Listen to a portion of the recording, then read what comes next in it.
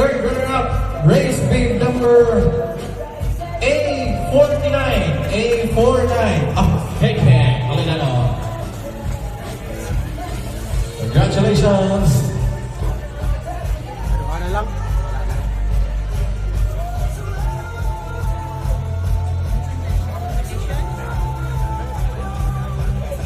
We are now at the second runner-up. Our second runner-up, male permanent category, race beam number A45. A45.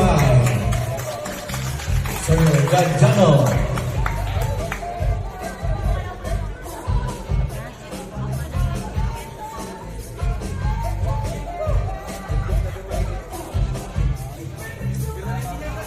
Next up, first runner-up, male permanent category,